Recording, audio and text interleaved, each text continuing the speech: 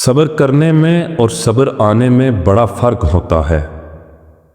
صبر کرتے کرتے انسان مضبوط ہو جاتا ہے اور صبر آتے آتے انسان خاموش ہو جاتا ہے۔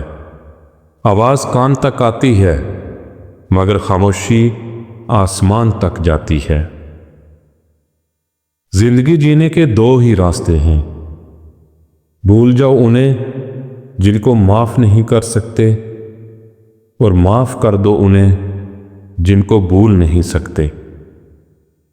ہمیشہ ان لوگوں کا چناؤ کرو جن کو عزت دینے پہ وہ خود سے بڑھ کر آپ کو عزت دیں، اور یہی بہترین لوگوں کی نشانی ہے۔